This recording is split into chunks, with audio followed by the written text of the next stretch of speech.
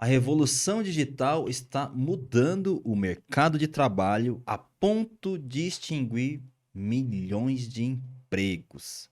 No Brasil, pesquisas apontam que 72% da população está insatisfeita com o seu próprio trabalho, se sentindo estagnada, perdida e sem perspectiva de crescimento profissional.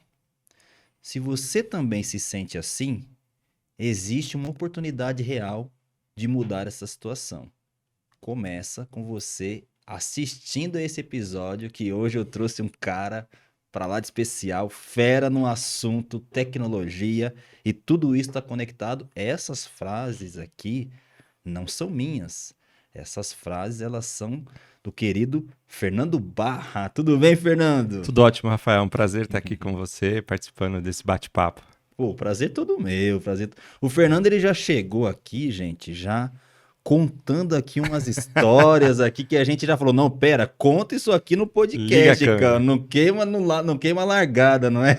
Não queima, liga a câmera aí, Igor, né? Igor, obrigado aí, queridão, um abração pro Igor, comanda a nave aqui.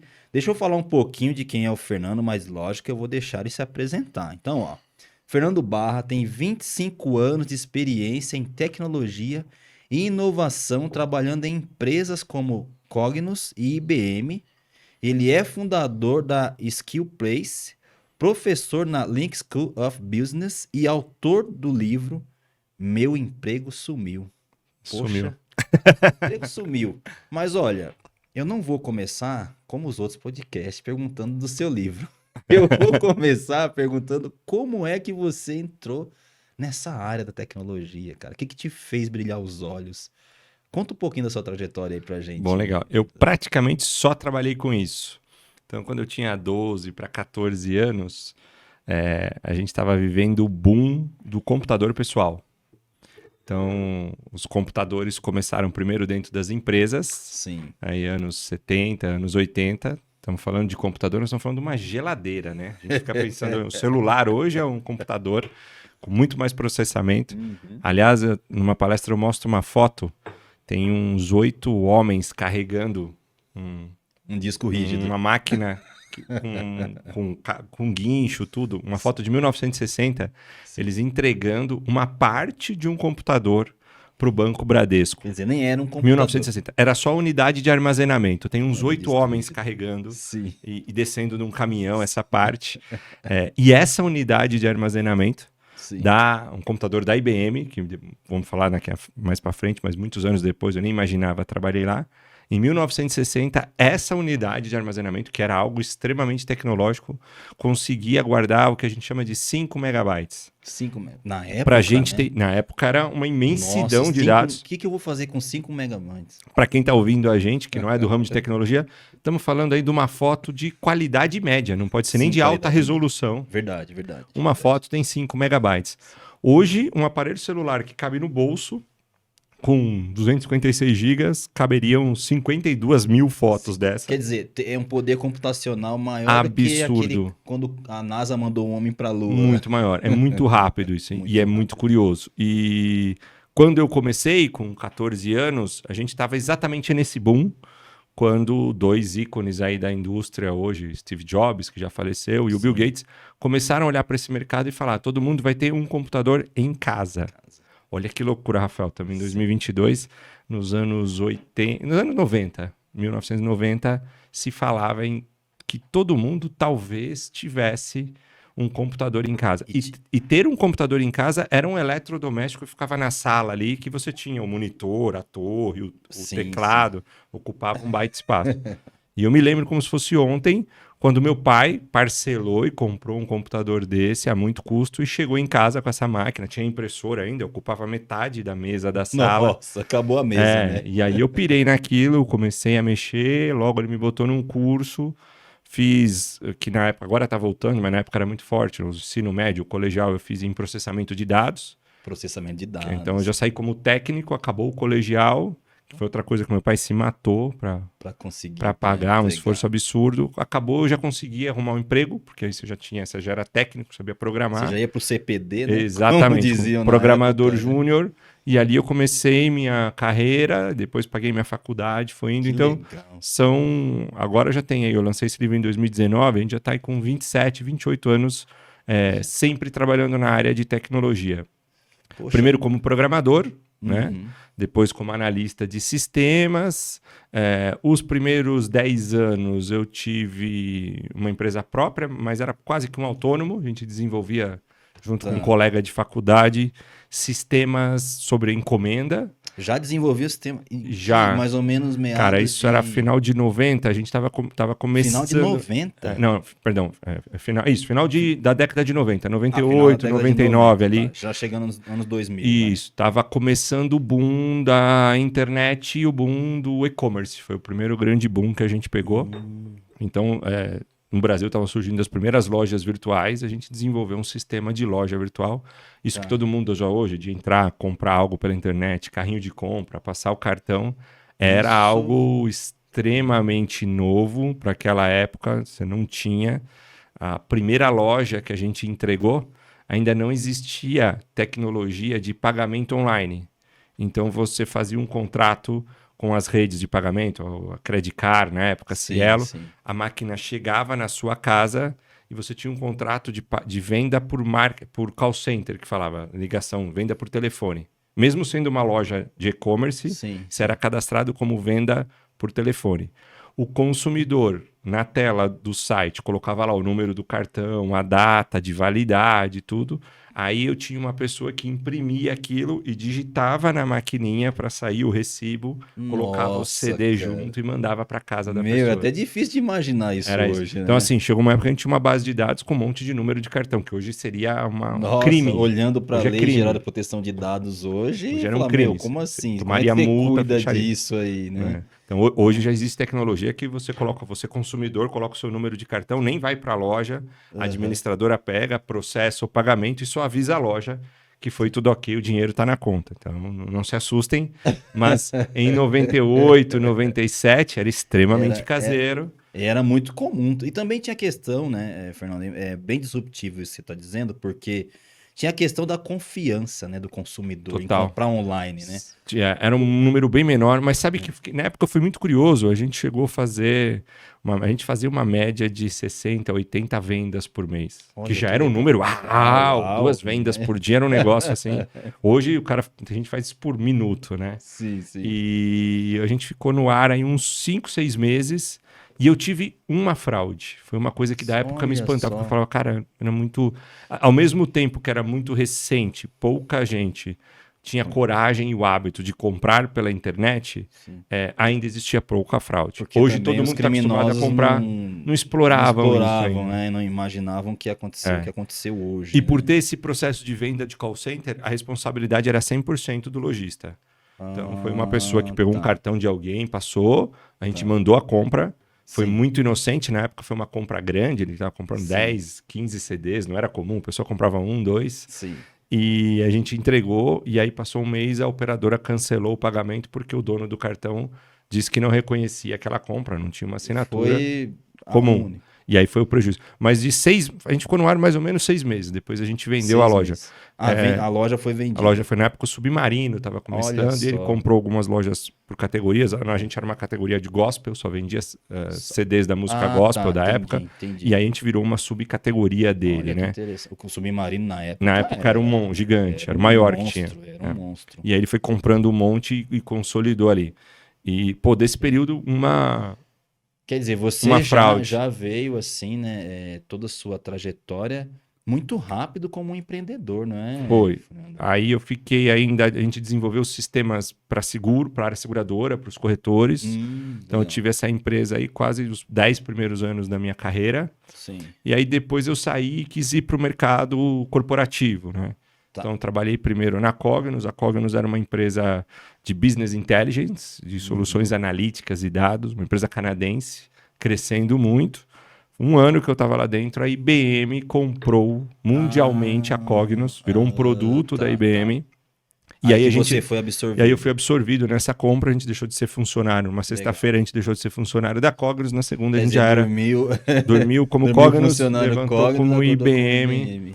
E aí lá dentro eu me encontrei, foram 15 anos dentro da IBM. Sendo um funcionário Sendo ali, funcionário. né? Caí na área de software, que era a área que eu conhecia. Também trabalhando com BI. Sempre comecei com BI, de BI virou sistemas de informação, analytics. E só 2011 evoluindo. a IBM lançou o primeiro desafio da inteligência artificial com o Watson. IBM Watson. Até hoje tem esse vídeo na internet. A IBM ainda faz isso, que eu acho muito interessante. Toda vez que tem uma nova tecnologia disruptiva, antes dela colocar a venda no mercado, ela faz um desafio. Então, quando saiu o supercomputador lá, o Deep Blue, teve um desafio de ganhar no xadrez do Kasparov. Foi muito famoso isso. Isso elevou, né? O IBM Exato. Watson deixou ele Isso foi conhecido. 80, se eu não me engano, aqui é 85 ou 87. E aí em 2011 a mesma coisa, eles estavam para lançar a inteligência artificial. Vamos lembrar que nessa época não tinha Siri, Alexa, Gente, a gente tá falando de 2011. ChatGPT, ninguém nem imaginava. Pra você ver, é o que eu falo às vezes eu falo do que o pessoal tá, poxa, né, o chat GPT e tal, gente, a inteligência a inteligência artificial começou tá em 1960, o há primeiro muito teste tempo, deles. né? Isso que o público tá vendo agora é a ponta do só iceberg. que A foi ponta genial, mas é a pontinha do iceberg. genial. E aí em 2011 foi a primeira vez que colocou uma máquina para ouvir e falar uma linguagem humana, no caso era inglês. Sim. E aí o teste que eles fizeram foi muito interessante. Tem um programa nos Estados Unidos de perguntas e respostas, de variedade, parecido com o Show do Milhão, que a gente tem Sim. aqui no Brasil, que é uma cópia de lá, e chama Jeopardy, é o programa mais conhecido lá nos Estados Unidos.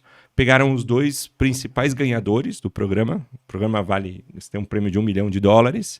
e colocou a máquina IBM Watson para competir com eles. A máquina não poderia estar na internet, então se carregou dentro da máquina todo o conteúdo da Wikipedia, porque eram perguntas de conhecimentos gerais. Carregou um banco de dados para ela poder de informação consultar. Gigante ali da Wikipedia, que era um banco bem Nem grande. dá para dizer que foi uma Big Data, né? Para hoje não, para a época hoje- era um pra negócio hoje é. absurdo, Pra- mas pra para hoje época, a gente já sim. falaria, pô, só essa parte. Sim, Que eu tô falando de toda a Wikipedia. Sim.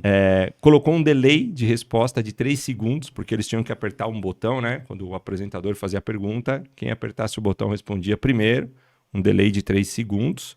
E a máquina ouvia em inglês, como os outros concorrentes, a pergunta, buscava dentro dessa base de dados a resposta com a maior probabilidade de estar certa.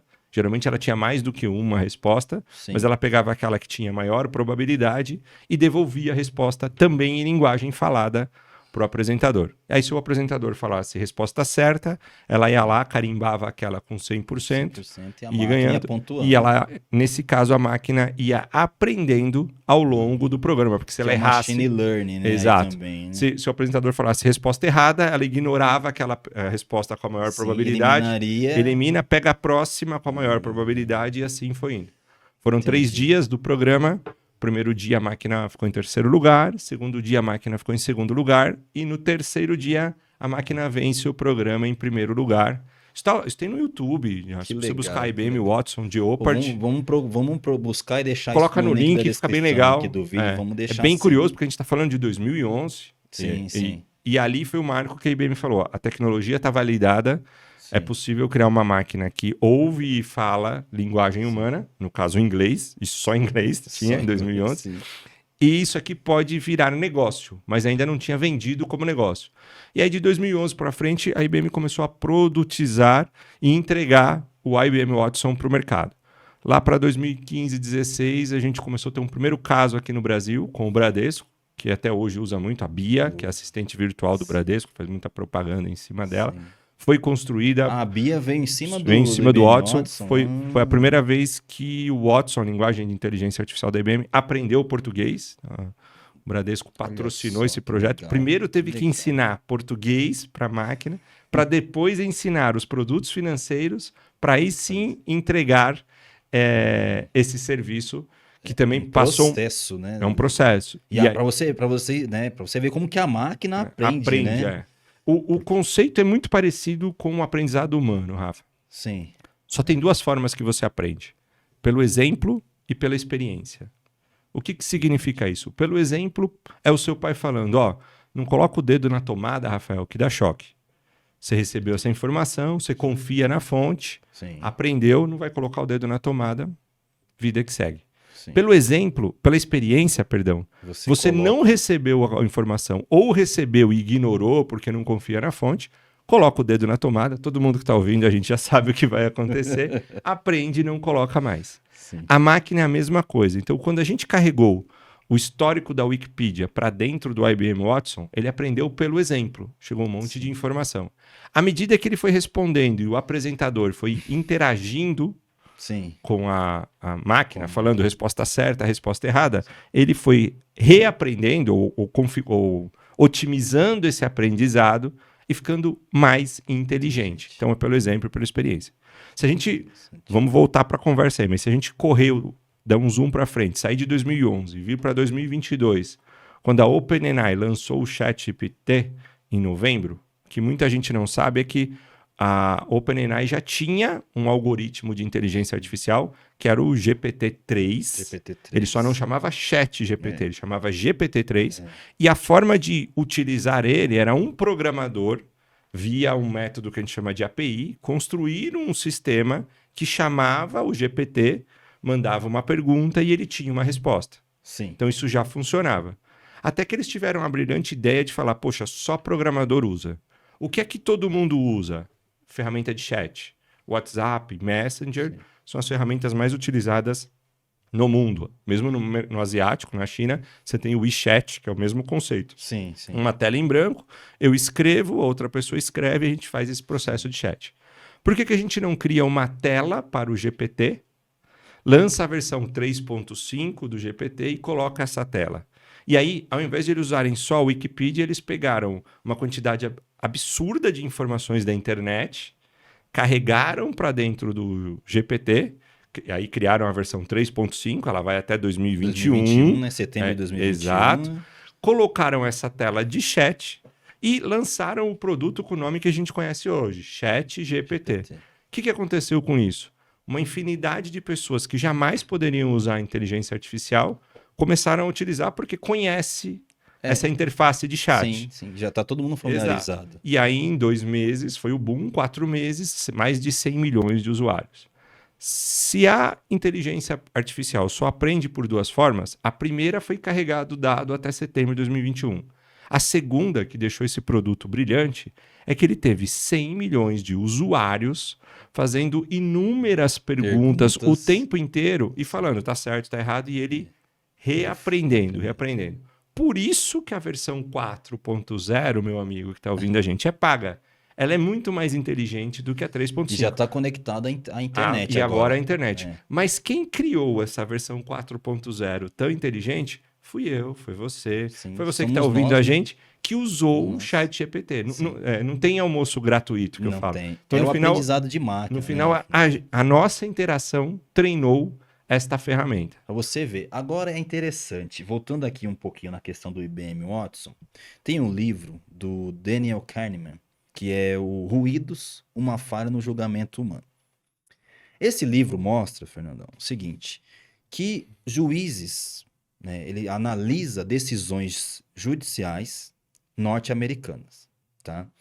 Que juízes lá na corte norte-americana, eles têm uma tendência a dar determinadas decisões em muitos momentos, dependendo do clima, dependendo se o time daquele juiz ganhou ou perdeu. Se ele está com fome. Se ele está com fome. Então, se você chegar lá pedindo um asilo, se você estiver num clima mais, né, ameno, pode ser que você não consiga.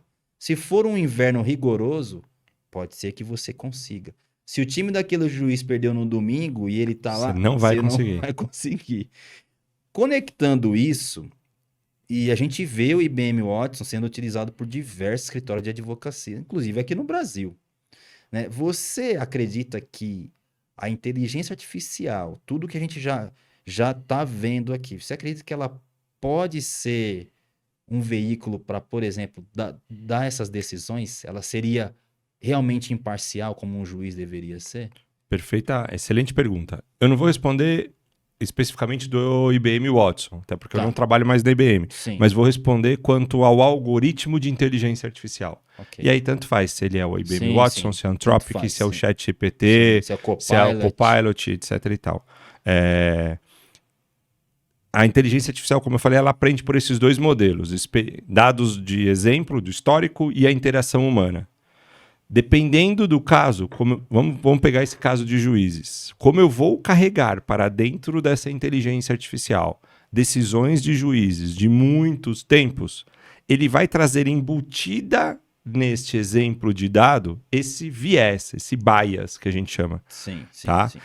Aconteceu muito isso em análises de reconhecimento facial. Uhum. E a IBM foi uma que levantou a mão lá atrás e falou, nós não vamos utilizar mais para isso. Porque se eu tenho aqui uma lista de criminosos e por todo o conceito racistas e dificuldade que a gente teve no Brasil, hoje, percentualmente, eu posso ter mais criminosos da cor negra, quando eu embutir esse dado dentro da inteligência artificial, ele vai carregar esse viés. Perfeito. E daqui para frente isso pode não ser mais uma verdade, porque Perfeito. a gente já passou isso. Sim. Num processo seletivo, para não falar só de juiz também, Sim, sim. eu tenho um processo seletivo. Hoje é praticamente impossível uma empresa, quando ela abre uma vaga, ler todos os currículos. Para qualquer vaga simples, chegam 100, 150, 200 Por baixo, currículos. né? Dependendo Por baixo. do tamanho da empresa. Chega a 1.000, 1.200. Sim. O que aquele cara do RH faz? Lê os primeiros. Então ele acabava deixando de deixar, pode deixar um candidato bom para trás. Sim, sim. Vamos colocar a inteligência artificial e ela vai ajudar? Vai. Mas ela vai carregar todas as decisões anteriores. Se por um histórico muito grande de anos eu sempre tive mais pessoas do sexo masculino trabalhando naquela vaga, eu acabei de treinar a inteligência artificial com esse viés. Que ela vai olhar os precedentes. Exatamente, que é ruim. Então ruim. tem todo um trabalho de como eu tiro o viés da máquina. Legal, Tá? legal. A máquina pode tomar a decisão por si? Para vários casos hoje, a máquina já pode. Tem alguns dilemas e alguns paradoxos que a gente já tinha antes, que a máquina vai ter e ainda não se sabe como resolver. Vamos falar de um carro autônomo, que já existe, Sim, a Tesla. sim. O carro está dirigindo. Cruzou 5 crianças na frente do carro. Ele só tem 2 decisões a tomar: atropelar as crianças ou jogar o carro na ribanceira e matar o motorista. Ele vai Qual analisar, decisão ele vai tomar? ele vai analisar talvez quem tem mais chance de sobreviver. É um julgamento, que aí vai depender do que o algoritmo daquela fabricante de veículo resolveu colocar. E aí, assim, e de novo, sem nenhum julgamento aqui, Não, tá? sim. Pode ser, vamos colocar o algoritmo que quem tiver a menor idade sobrevive? É um caminho. Vamos colocar o algoritmo de que eu vou sempre proteger o motorista porque foi ele que comprou o carro e ele que está me pagando como inteligência artificial? Certo ou errado, de novo aqui, para deixar muito claro, não estou julgando. Certo ou errado é uma outra decisão. Então, tem alguns casos que a máquina por si só, se ela tomar a decisão exclusivamente olhando o histórico de dados, esse histórico de dados está contaminado pelos vieses, preconceitos que nós, humanidade, a nossa sociedade, fez anteriormente e ela vai seguir isso. Então é um problema. O melhor caminho que eu vejo não é ela tomar a decisão sozinha.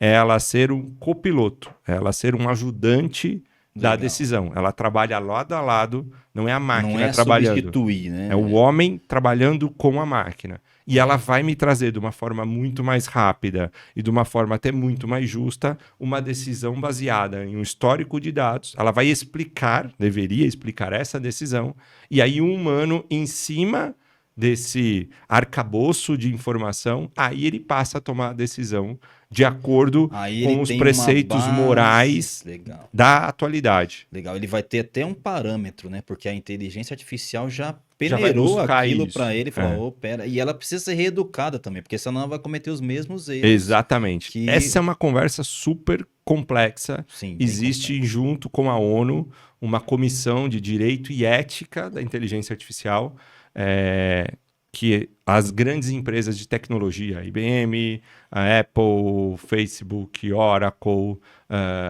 Google, participam para tomar essa decisão de que caminho levar, mas até hoje não existe uma legislação clara. Espera-se, isso é um problema muito sério. Isso é um problema Espera-se sério. que se crie logo isso, Sim. Não é simples, porque como a gente está falando em internet, o chat GPT que eu uso aqui é o mesmo que alguém usa nos Estados Unidos, é o mesmo que alguém usa em Israel, na China, no Japão. Taiwan, vai Exato. E tem E horas assim- que eu estou falando de decisões éticas e morais que, dado a cultura daquele país, ela muda. Ela muda. Como é que a inteligência artificial vai trabalhar isso? Então, É, pegando até um gancho, nós avançamos, vamos voltar, depois a gente vem, mas pegando um gancho disso, ao mesmo tempo que diversas profissões, cargos, indiscutivelmente vão desaparecer em virtude do uso da inteligência artificial, tá aí uma necessidade de pessoas com conhecimentos de filosofia, justiça, direito, ético, antropologia, emocionais, socioeconômicos.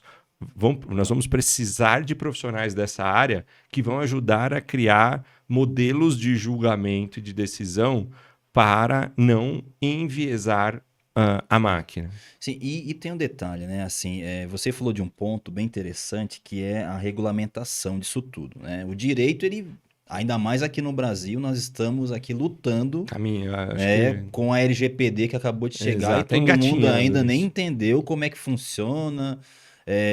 Tá aquela loucura, será que vai pegar? Será que eu preciso? Será que eu não preciso? É uma lei federal que veio aí tutelar dados pessoais. Então, o direito ele realmente precisa correr com isso. E aí, falando de inteligência artificial, nesse ponto, Fernando, tem um projeto de lei, número 2338, de 2023, que dispõe sobre o uso da inteligência artificial do senador Rodrigo Pacheco, do PSD de Minas Gerais. Eu vou ler Era uma rapidamente. biblioteca aqui. Vou ler rapidamente aqui só o artigo 2º desse.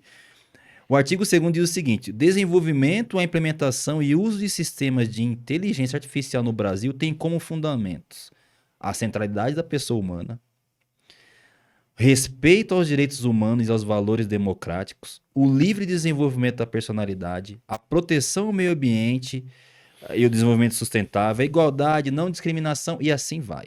Ou seja, esse é um projeto que ele tenta Regulamentar o que eu falei. regulamentar. Exatamente. O maior problema que eu vejo, e eu não sei como resolver esse problema, para quem está ouvindo aqui, o maior problema que eu vejo é que ela é uma lei federal, ele vai reger no nosso país, só que as soluções de inteligência artificial que a gente utiliza não são criadas aqui. Foram criadas nos Estados Unidos, na China, na Europa. São Então, assim, estrangeiros. como garantir que esse algoritmo que está rodando numa nuvem, na cloud, que o acesso do meu país vai seguir as leis do meu país? É muito complicado, não tem uma resposta Pois é. final para isso. Pois é, bem interessante. No caso da LGPD, cada país ou cada região adequou a regra para o seu país. Né? Então você tem a GDPR Sim, na Europa, sim, a LGPD aqui no Brasil, que foi baseada na Foi GDPR. totalmente baseado. É, Você tem o Privacy Shield lá dos Estados Unidos Exato. fazendo essa comunicação com o com GDPR. uma com a outra. E aí, quem está tendo que sofrer e adequar os seus sistemas para cada região são as Big Techs. Então, o Facebook Pois é é. único Pois em qualquer local, mas ele vai ter que adequar Sim. para garantir que ele atende a lei da Europa, que ele atende a lei dos Estados Unidos e que ele atende a lei do Brasil. Eu não sei se com a inteligência artificial, e de novo, eu não tenho a resposta para isso, vai ser possível barrar o crescimento e garantir que todo o algoritmo segue a lei de cada país. Ou se não seria mais fácil um comitê, como esse a ONU está fazendo, Sim. ter uma regra única para todos os países, que também é super complexo Muito por questões de complexo. éticas e morais, as nações pensam diferentes. Sim, pensam Então é um diferente. dilema Não, enorme que a gente tem na Como frente. diziam, é papo para mais de metro, né? Agora, o que é interessante? Antes, primeiro se discutia isso para depois se lançar um produto tecnológico. Ele não tinha entrada no país, era só fechar as barreiras, como você não tinha internet. Sim, A gente viveu aqui até a época do Collor, você não podia importar um computador. A abertura foi na presença do Fernando Henrique Collor. Você tinha indústrias de computadores no Brasil. A Itautec era a maior indústria Sim. de desenvolvimento de computador aqui no Brasil. Uau. Uma empresa criada pelo Grupo Sim. Itaú, até que se Desenvolvia abriu... mesmo máquinas Desenvolvia muito boas, máquina boas e vendia, mas assim, você só comprava a máquina da indústria feita no Brasil. Como era algo físico, era só fechar a barreira. Se a inteligência artificial fosse algo físico que eu comprei aqui, isso aqui é minha inteligência artificial, eu comprei, é só fechar a entrada, a barreira Sim, sim. territorial, fecho as entradas e eu só posso comprar aquilo que é desenvolvido aqui dentro do meu país. Tá fácil de controlar. Tá. Mas hoje é um Com a algoritmo que está na globalização, internet tudo, que qualquer não tem aparelho como. celular acessa. Sim, Então, deve-se caminhar e se criar leis, sou totalmente a favor disso, mas não sei como barrar isso. E é interessante que primeiro veio o benefício, a gente já usou, para Você depois já a gente parar. experimentou, Depois para a agora, gente parar e falar, vamos criar uma não, lei. Então é difícil exato. retroceder. Eu acredito, acho pouco provável, não vai retroceder, pode vir a lei que for, ainda mais com a conexão que você tem hoje com o globo, não é mesmo, Fernando? Com Exato. um toque na tela, você está conectado com qualquer país. Agora, se a gente olhar, né, se você conversar, Fernando, com alguns estagiários de direito, você vai ter que tomar cuidado para não cair numa depressão depois de um bate-papo com algum estagiário de direito que está ali no direito convencional. Esses caras, eles fazem. Eu converso, porque tenho amigos que estudaram comigo, e os caras falam: Meu, eu não aguento mais fazer petições. São as mesmas petições, eu faço todo dia isso. É uma área que, para mim, eu tenho minha noiva trabalha nessa área, eu falo para Cê- ela, é impossível não mudar. Para mim, é uma das áreas que mais vai ser alteradas. E a IA já está fazendo isso. Já. Ela já E tá você, fazendo no isso. mercado privado, nos escritórios de advocacia, eu acho que o negócio vai ser mais rápido. Uhum, Se você vai para o público, sim. se você vai para um tribunal de justiça, Nossa. hoje um desembargador tem de 4 a 5 assistentes escrevendo petições para ele, escrevendo julgamentos. Não faz sentido nenhum, pelo conhecimento tecnológico que eu tenho hoje, isso continuar. Não cara. tem sentido. Até porque aí é onde eu vejo a Não estou nem coisa- dizendo. Desculpa te cortar, perdão. Não, imagina, Mas só para imagina. complementar, para não dar um corte Não, errado imagina. aqui. Quem não manda no podcast é você, viu? não Fernando? estou Fique dizendo. claro. Obrigado. Amém. Ou o Igor. Ou o Igor. É verdade. Não estou querendo dizer aqui que ele vai substituir o julgamento, como eu vinha falando Sim, antes. sim, Tá? sim. Bem observado. O né? desembargador, o advogado, o juiz, ainda vai colocar o seu julgamento e vai definir a sua tese de defesa ou de acusação. Sim, Em algum sim. momento isso pode mudar, mas eu não estou dizendo essa fase.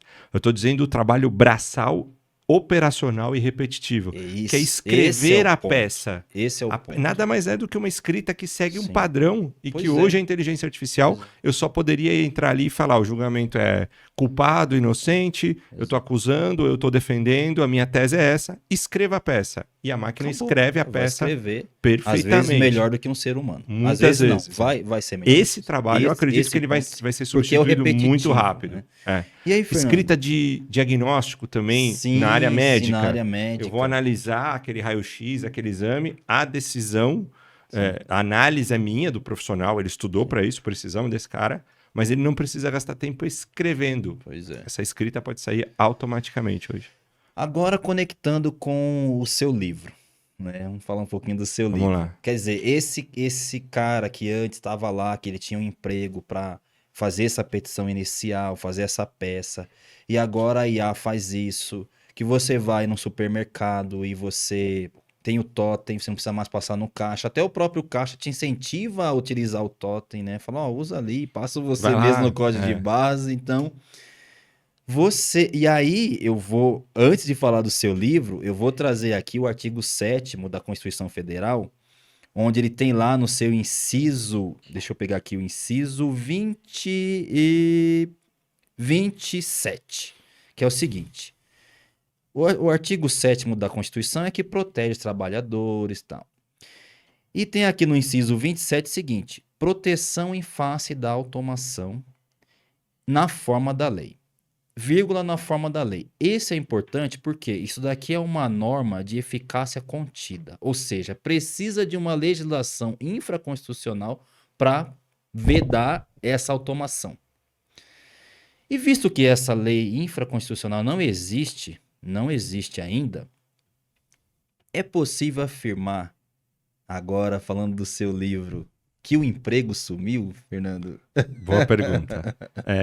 Primeiro capítulo do meu livro eu falo, ó, o emprego sumiu, mas o trabalho não. Qual é a Então, diferença entre emprego e existe trabalho? uma diferença muito grande nesses dois conceitos que a maioria das pessoas se confundem, né? Emprego é uma forma de trabalho. O trabalho ele sempre existiu. Se a gente for lá para os homens das cavernas, a gente trabalhava caçando um animal, colhendo fruto.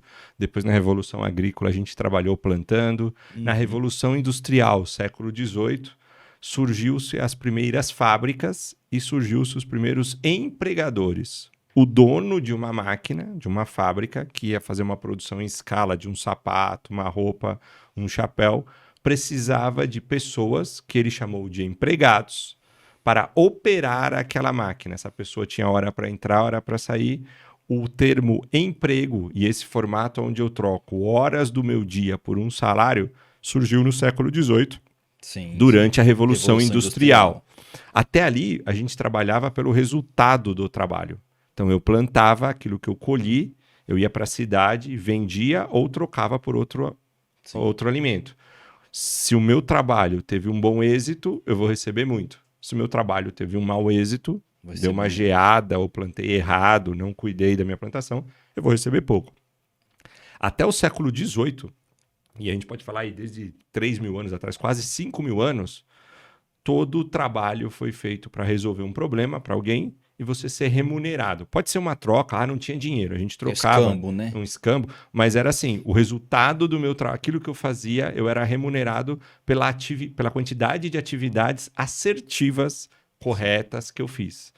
Já na época da Revolução Industrial, quando veio esse modelo de trabalho chamado emprego, que é o que a gente tem até hoje, eu estou trocando horas do meu dia por um salário. Então, eu entro às 8, saio às 6, eu entro às 9, saio às 6, tem uma hora de almoço. No final do mês, o empregador, o dono daquela máquina, me paga um valor pelo tempo que eu fiquei ali. Sim.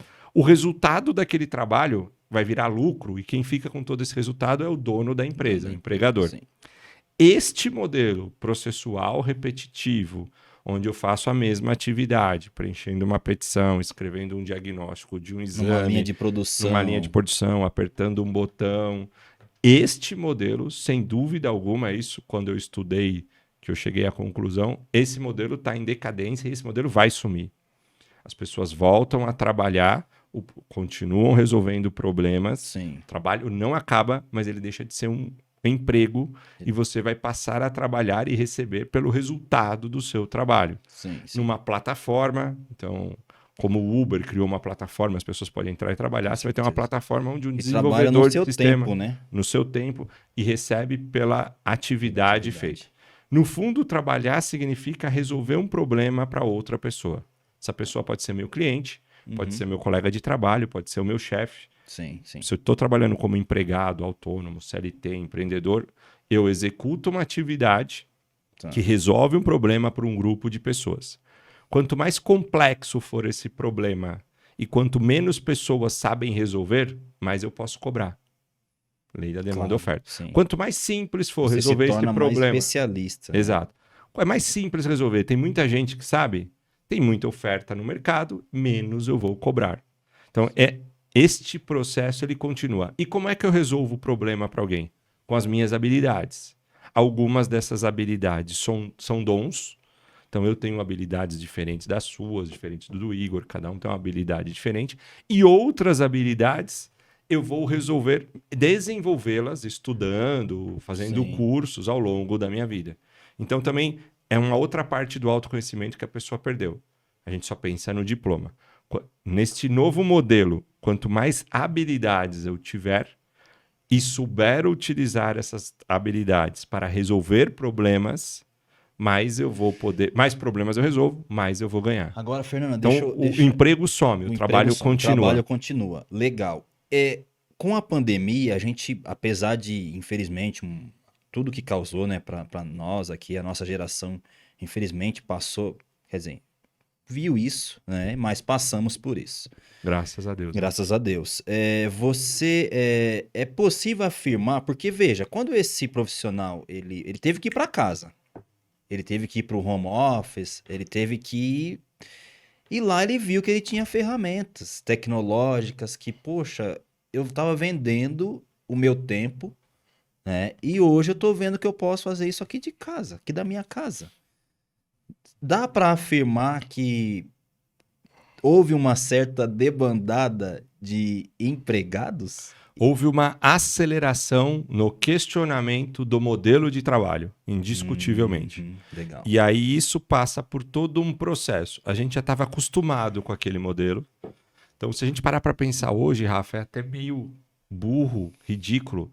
Para quem mora numa grande cidade, a gente está em São Paulo, por que todo mundo tinha que entrar no trabalho às 8 da manhã na segunda-feira? Então, todo mundo sai com o carro de casa às 7, enche as ruas, tem um baita trânsito, Verdade. não tem lugar para parar. Eu chegava na porta do prédio da IBM, aí tem fila no elevador para subir, porque todo mundo entra no trabalho no mesmo horário. Deu meio-dia, todo mundo desce, fila no elevador, vai almoçar, volta no mesmo horário para trabalhar, a mesma fila, para 6 horas da tarde, todo mundo ir embora junto. Dia. Happy hour e ir embora para casa com a mesma fila. Por que um não pode entrar às 8, às 10? Por que eu não tenho atividades que eu posso fazer em casa, que eu vou ser mais produtivo, e tem outras atividades que eu devo e posso fazer no meu trabalho?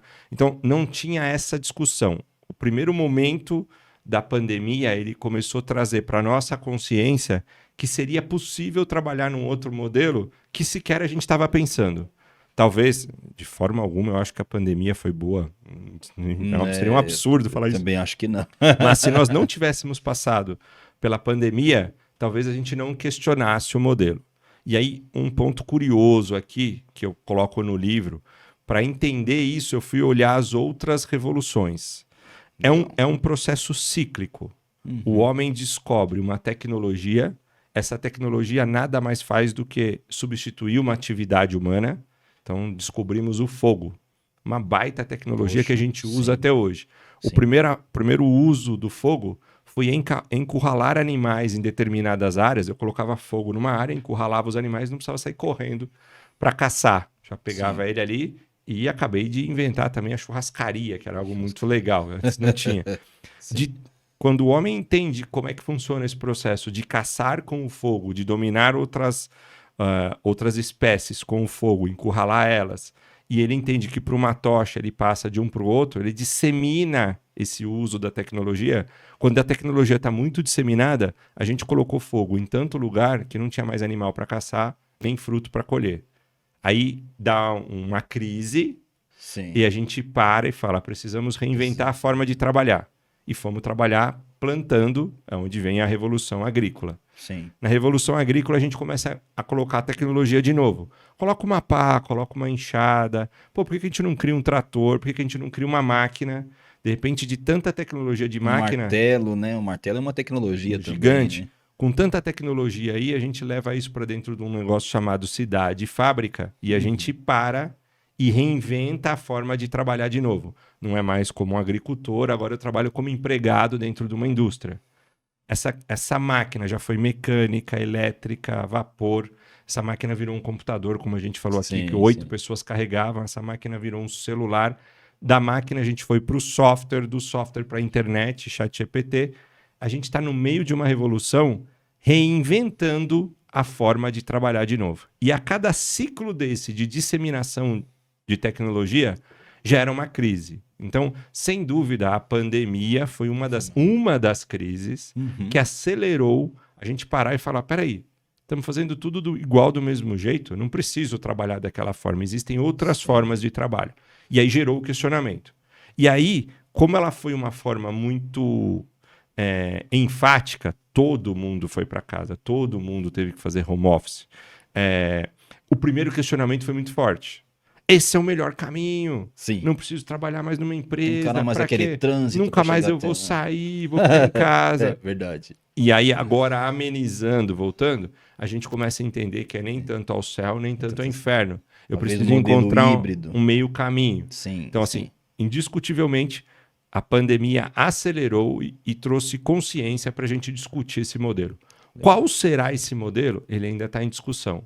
E para esquentar ainda mais essa conversa, além de a gente estar repensando o modelo, a gente está embutindo tecnologia e disseminando ela muito rápido. E o que acelera muito. E aí faz a gente repensar de novo. Então, as outras revoluções da época que a gente caçava para a Revolução Agrícola, teve gerações que nem percebeu essa mudança. Verdade. Foram os filhos, os netos que mudaram. Sim. Para sair da fazenda, para vir para a cidade, o agricultor até falou, agora existe uma tal de cidade, existe uma tal de fábrica, mas não sou eu que vou para lá. Deixa isso aí para o meu filho estudar, para o meu neto. Eu vou terminar minha vida aqui na minha fazendinha, plantando, cuidando das minhas vaquinhas, tendo meu leite. Sim. Agora não dá mais. É tão rápido o ciclo que a mesma geração não dá para você falar, vou terminar na mesma profissão. Talvez essa profissão não exista. Verdade. Você precisa reaprender a trabalhar dentro da mesma, na mesma geração. Quem está chegando agora, eu tenho a oportunidade de dar aula de tecnologia na Link, uma faculdade de empreendedorismo. Essa turma que está chegando agora, ela já entra jogando esse jogo. Já. Tudo bem. Eles entendem assim, trocar de profissão é algo comum. Sim. Ou até ter mais de uma, né? A nossa geração, tô te trazendo para perto da minha idade aí, tá chamando de velho. Mas a geração... A gente tá quase na mesma idade. A geração que já... Eu tenho que 25, você tem 26? É, então, quase isso. Tá aí, né? Diferença de um ano. A geração que já entrou no mercado vindo da Revolução Industrial, que pensava assim, criança brinca, adolescente jovem estuda, pega um diploma e faz carreira. Não precisa mais estudar, agora é fazer carreira, depois se aposenta e vai curtir esse script. Não tenho nada contra ele, mas ele funciona muito bem na Revolução Industrial. Essa geração está chegando no meio do jogo e falou, eu investi até aqui, tô com diploma, pós-graduação, mestrado, e você está falando que não vale mais esse jogo? É isso, estou falando que não vale mais. Então tem um quê aqui que nunca teve na história que a gente chama de soft skill, de habilidade comportamental, de adaptabilidade. Eu preciso olhar para isso, respirar fundo e falar, é isso, o jogo mudou, o jogo sempre vai mudar e eu preciso entender que daqui para frente é assim e me adaptar rápido. Sim. Se eu me adapto rápido, eu continuo jogando esse jogo. Se eu bater ao martelo e falar, não, é assim, vou ficar dando murro em ponta de faca e eu vou sumir desse jogo. Agora, Fernando, tem uns pontos muito interessantes que você nos traz aí. Por exemplo, o fogo, né? Isso nos elevou para o topo da cadeia alimentar. Né? Até muito dito no livro Sapiens, do Yuval Harari, né? Ele foi inspiração total para a criação do meu livro. Poxa, é mesmo? Foi. Baita. Admiro bastante. Nossa, eu também. Super admiro. 3 livros, adoro. 21 lições do século XXI. O Sapiens, Homo Deus e o 21 lições para o século XXI. Muito bom. E isso nos elevou para o topo da cadeia alimentar, né? O fogo. E aí você falou de diploma, né? Do cara, olha... O Michel Foucault, ele faz uma comparação que ele fala assim, qual que é a diferença de na verdade, ele fez uma comparação onde não souberam diferenciar o presídio, a escola e a firma. Vou dizer a firma, tá? A fábrica. Por quê? Os três tocam sinal, você tem que sair ou se recolher. Os três têm um líder, né? Uma hierarquia. Então, ou seja... Os três tinham uniforme. Os três tinham uniforme, perfeito. Era o modelo da Revolução Industrial em massa. A gente olha para isso e fala, nossa, que absurdo, tá tudo errado. Embora os três tivessem métodos iguais, o objetivo e o resultado de cada um dos três era diferente. Um eu cometi um crime, eu ficava preso, no outro eu trabalhava, recebia um salário, e num eu aprendia. Mas o framework, né, o método... Era igual, é um método de produção em escala que o Henry Ford trouxe. E eu te coloco numa caixa, você vai ser moldado, você sai aqui. A escola te colocava numa caixa, o trabalho te coloca numa caixa, a prisão te colocava numa caixa, o governo te colocava numa caixa. Muita coisa mudou. Entretanto, o que a gente observa, eu tenho um amigo hoje, é meu amigo, foi meu professor, que ele dizia que ele diz ainda que a aula é uma violência. Né? Ele fala, a aula é uma violência. É muito engraçado bater esse papo com ele. A escola, a educação ainda está no modelo da Revolução Industrial? Tá. A área que menos evoluiu com toda essa tecnologia, indiscutivelmente, é o setor de educação. Quer dizer, você colocar a lousa digital... Você só trocou a lousa, você tirou a lousa do giz verde para a lousa digital... Você melhorou a carteira, como a gente chamava, que são as cadeiras e a mesa. É verdade. Mas esses alunos ainda sentam um atrás do outro, enfileirado. Numa escola muito disruptiva, ele vai sentar em U, né? Mas, assim, Você ainda vai ter chamada. Tem entrada, tem saída. Você não aprende a pensar, você responde, você aprende a decorar a resposta certa. Então, Isso. a professora pergunta, você passa na prova quando você responde a pergunta certa. Sendo que a gente aprende quando erra. Sim, O ideal seria você errar, aprender com erro e não cometer o mesmo erro. Como a inteligência artificial faz. O que é mais importante para um profissional hoje para poder usar o ChatGPT? Saber perguntar. Na escola você não tem um exercício, uma aula de como faz pergunta. Você é treinado em como responder. Então a gente percebe que assim, a maioria das pessoas usam mal a inteligência artificial simplesmente porque não sabem o que perguntar para ela. Nós não fomos treinados para isso. Então, o modelo de educação, ele não evoluiu na velocidade que evoluiu a tecnologia e na velocidade que isso mudou o mercado de trabalho. É um sério problema. A escola você é treinado para tirar a média. Então, se você for muito bom, Rafa, em matemática, você tira 8, 9, e em português você já não é muito bom, você tira 3, 4, você vai fazer todo o seu esforço para levantar essa nota de 3, 4 para 5, para ter a média, 6, se for a média da tua escola, e passar. Você nem vai estudar matemática, você vai estudar aquilo que você não é bom, português, para ter a média para passar. Sim. E aí você pega o seu diploma e o que o mercado está procurando não é um profissional que está na média, é aquele cara acima da média. Para o mercado de trabalho, tomar muito cuidado porque o ensino tem todo o seu papel. Sim, cada momento é um momento. Eu dou aula e respeito isso. Não estou falando que tem que acabar o ensino aqui, ele tem que mudar a forma. Sim, claro. Para o mercado de trabalho, se você tivesse estudado mais matemática para transformar esse 8, 9 num 10, se você ser um cara expert em matemática, valeria muito mais a pena do que você melhorar esse português para ser mediano, medíocre. Verdade. Então, assim, este modelo ele está totalmente questionado hoje. Não vinha se mexendo nisso, a tecnologia mexeu muito no trabalho, mexeu muito nas conexões com as redes sociais, como a gente se conecta, mas no desenvolvimento humano, ela não vinha mexendo. Tá. E aí, voltando um passo que eu acho que isso vai fazer mexer muito na educação agora, até 20 anos atrás, a gente ficou aí quase 5.000 anos colocando tecnologia, desde que eu falei do fogo, sempre para substituir uma atividade humana, correto? Verdade. Então, assim, o fogo ajudava a gente a caçar, a enxada a cavar e plantar, depois veio um carro que me ajudava a se locomover mais rápido, pela terra, pelo ar, pela água. Eu sempre fui colocando tecnologia e retirando uma atividade física humana. Os últimos 20 anos, a tecnologia começou a tirar atividades cognitivas.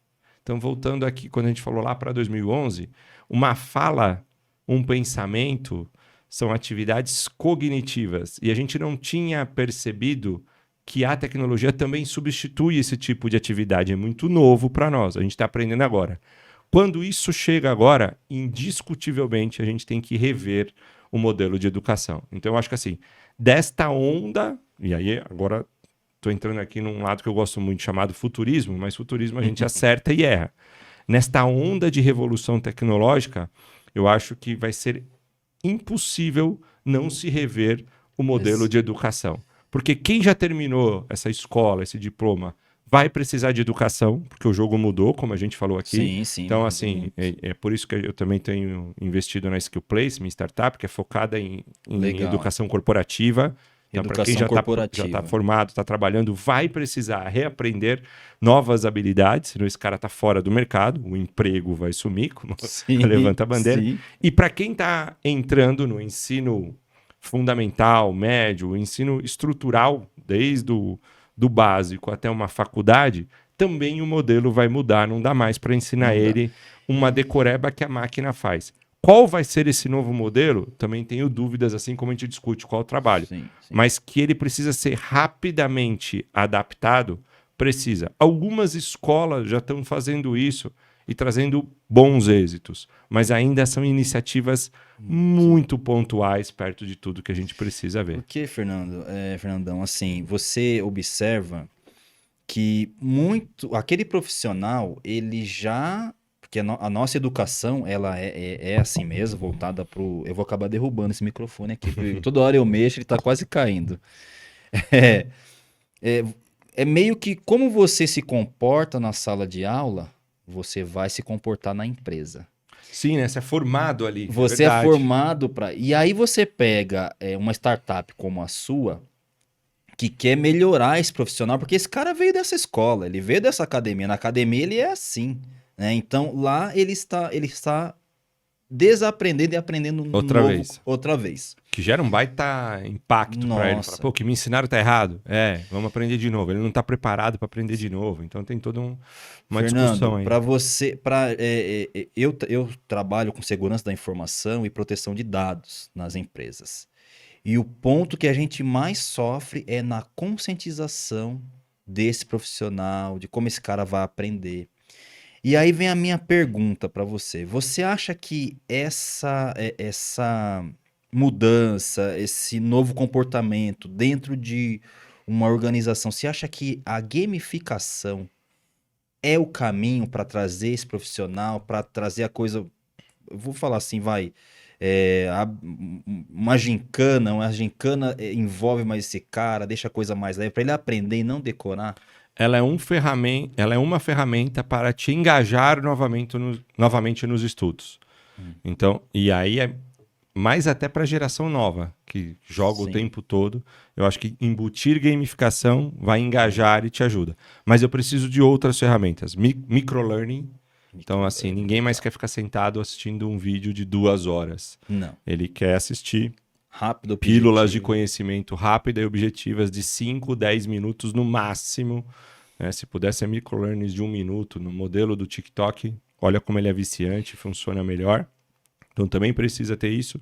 E tem que ser um modelo e um método de 70% prático, 20% conceito e Sim, 10% de experiência. Então, legal. assim, não dá mais só para fazer também um vídeo gravado e deixar lá que ensina os conceitos. Sim, Ele sim, tem que colocar aquilo em prática. legal. Você precisa O misturar com cérebro, os elementos, né? o cérebro precisa ver que aquilo é útil para ele armazenar. Sim, Então, assim, o nosso cérebro, ele ainda com tudo isso, a história que a gente contou, ele traz raízes de sobrevivência. O negócio dele é economizar energia. claro. Se ele puder economizar, Por isso que a gente adora comer um chocolate e odeia ir para Sim. academia, é básico. Maratonar uma série, né? Ele não quer saber se você está com uma saúde boa, ele quer que você economize energia, porque para o cérebro economizar energia é sobreviver, é o trabalho dele. Sim, sim. Estudar e aprender gasta muita energia. Então, o primeiro impacto que o cérebro vê é: eu estou focado olhando para isso aqui. Eu vou usar isso? Sim. Tem uso isso físico-motor? Eu coloquei em prática? Errando ou acertando, não tem problema. Mas aprendeu, colocou em prática, o cérebro presta mais atenção, gasta mais energia e grava mais isso. Legal. Não colocou em prática, só ouviu, o cérebro começa a perceber: não, estou recebendo um monte de informação, mas não é para fazer nada com isso. Eu não preciso mandar Sim, instrução para o meu corpo, sim, eu não preciso praticar, não preciso fazer nada. Ele começa a jogar fora. sim. Então, aí ele para de acumular. Olha que um dos maiores aprendizados que a gente tem quando é criança é andar. Parece simples, mas é super complexo. Pois é. E como é que a gente aprende isso? Levantando, caindo, errando, reaprendendo, levantando, caindo. O cérebro percebe que isso é um aprendizado importante e que alguém está falando: não, dá um passinho, confia, vem que o papai te segura. E ele percebe que põe ação na hora. Sim. E colocando a ação tem o resultado. Então aí ele dá toda a atenção para aprender. Legal. O maior problema nosso, então acho que a gamificação ajuda, mas tem que ter um processo de aprendizagem prática, um que eles chamam lá de PBL, um Project Based Learning. Você tem que pegar aquele conteúdo e de alguma forma praticar, porque é na prática dele que você vai aprender de verdade e reter o conhecimento. O outro foi só uma instrução de introdução. Sim. E a maioria das pessoas param nessa instrução e aí o cérebro usa isso como ele usa um conteúdo de rede social. Olha ali, que legal, e já nem lembra. Você não vai lembrar os posts que você viu de manhã. Não, você não vai. Então aquilo só fica E vai passando. descartando, né? E aí, como a gente não lê um livro, como a gente Sim, não faz. sim. Tudo fica mais difícil Sim, claro. para esse conhecimento raso. Agora, Fernando, o nosso desafio é que nós somos, digamos, aí, um software novo num hardware antigo, né? Esse hardware, esse corpo humano, esse cérebro ainda é do caçador, do caçador-coletor. Porque o caçador-coletor precisa economizar energia para caçar. Para que ele vai ficar gastando com aprendizado? E esse é o desafio, né? A gente precisa ir cada vez mais superar isso. Eu acho que esse é o ponto. Agora, vamos aqui eu quero falar com você também. Se a gente olhar, mudando o assunto aqui, mas conectando também no que a gente mais gosta de falar, que é tecnologia. Se a gente olhar o que aconteceu lá, eu vou aqui conectar a gente lá em 2016, eleição Trump versus Hillary, né? Cambridge Analytica, onde você teve lá a Cambridge Analytica fazendo pesquisas, o Facebook com a Cambridge Analytica, Isso. então, O Facebook passando dados para passando Cambridge, que que facilitou na teoricamente facilitou, teoricamente, que mas com muitos segundo, dados assim reais e que provavelmente facilitou, sim.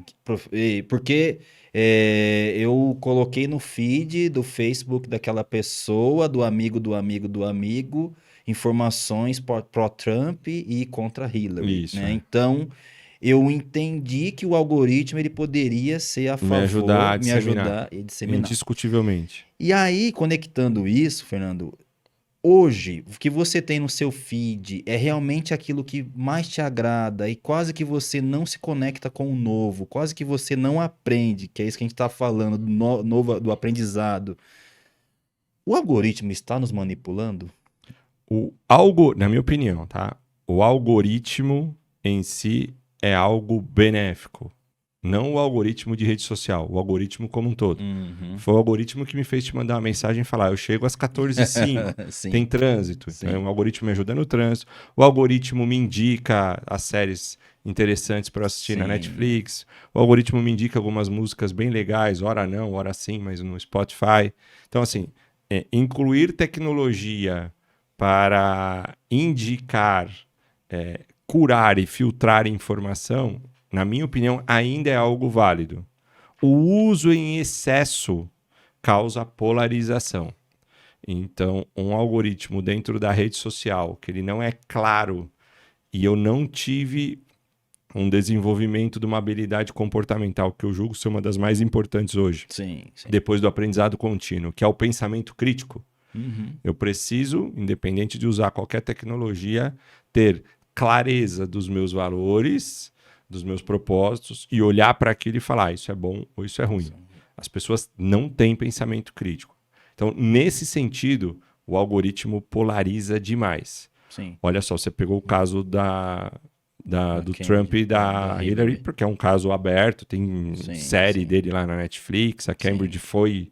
foi julgada, processada, Facebook também. A Cambridge quebrou, né? Não existe Praticamente mais. acabou, Acabou. por esse motivo. E a gente está falando de um país como também se diz no mercado econômico, de primeiro mundo. Sim.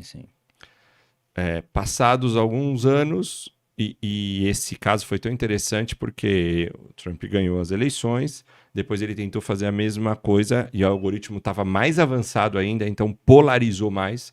Nitidamente, quanto mais você usa um algoritmo em rede social, neste modelo do algoritmo de Instagram, Facebook, onde eu escolho as pessoas para seguir e ele vai me mostrando cada vez mais daquilo,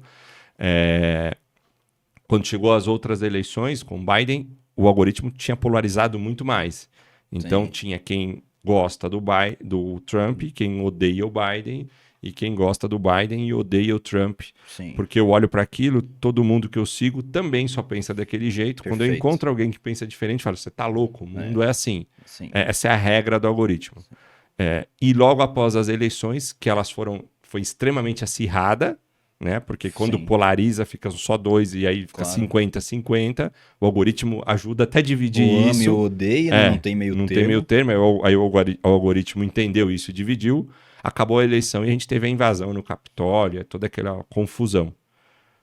Corta a cena, vem para um país que é julgado de terceiro mundo, que eu amo, que é o Brasil, que também tem o mesmo algoritmo, a mesma rede social. Daqui a pouco está todo mundo entre esquerda e direita. Praticamente só existe 2 opções. Verdade. A eleição do mesmo formato é extremamente acirrada. E aí não estou julgando quem ganhou ou perdeu aqui, mas o movimento é igual. 50% não se conforma e tem a mesma atitude antidemocrática de invadir o Senado e fazer tudo o que foi feito. Se você olhar, foi a mesma coisa. O mesmo modo não dá para dizer que não teve uma influência de algoritmo aí, verdade, gente. porque assim, é o ponto em comum. é igual, é o né? único ponto em É o comum que único tem. ponto em É uma comum. outra Interessante língua, isso. né, do inglês para o português, é uma Verdade. outra cultura, é uma Verdade. outra classe social de país, é uma outra economia, Sim. mas foi igualzinho e está se repetindo em outros países. Então, assim, o uso intensivo no formato do algoritmo dessa rede social, onde eu escolho quem eu sigo e a partir daí ele só me manda aquilo que eu gosto, ele me emburrece, Certeza. indiscutivelmente. Deveríamos usar algoritmos de formas diferentes para nos conectar. O ser humano, a coisa mais importante do ser humano é conexão. Sim, Ele sim. quer se conectar. A gente nasce conectado por um Sim. fio com a Sim, nossa pois mãe, é, depois é pois é. cortado, Sim. depois a gente conhece o pai, a família, os irmãos, a escola.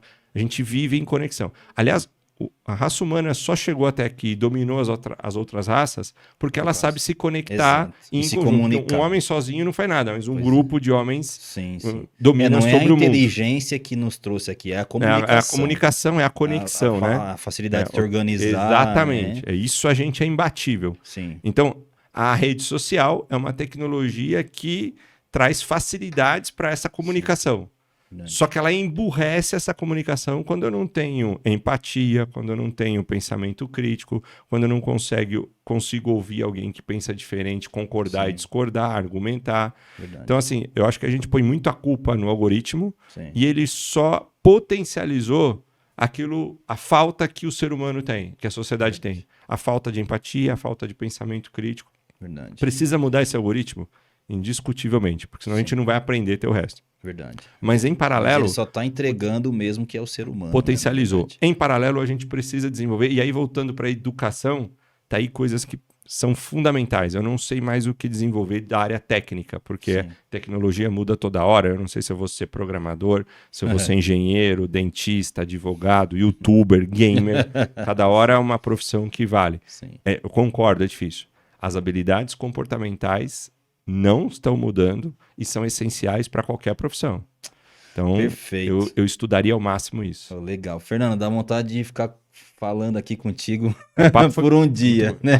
Passou rápido A gente demais, passou aqui já um pouquinho do nosso podcast. Agora, nós já estamos nos encaminhando para o final. Queria lhe fazer uma pergunta, na verdade, que você deixasse uma mensagem, né, para esse profissional que está aí, que está, ou cursou uma faculdade, aquela faculdade tradicional, e de repente se vê perdido no mercado, ou o cara que está chegando. O que esse profissional ele pode fazer para se destacar? Quais limitações ele precisa ultrapassar aí, precisa vencer? Legal. Eu gosto muito de uma analogia ao quadro e ao pintor, né? O que é mais importante quando a gente pega um quadro famoso? Esse quadro ou o pintor que fez o quadro? Pintor, né? Basicamente é o pintor, porque sem o Sim. pintor não existiria o quadro da Mona Lisa. Sim. Sem Da Vinci não existiria o quadro da Mona Lisa. Sem Monet não existiria os Jardins de Monet. Esse quadro pode valer milhões, mas foi aquele pintor que teve a ideia, que teve a habilidade de pintar e desenhar esse quadro. Para esse pintor fazer esse quadro, ele também precisou de um cavalete, de uma tela, ele precisou de pincéis e de tinta.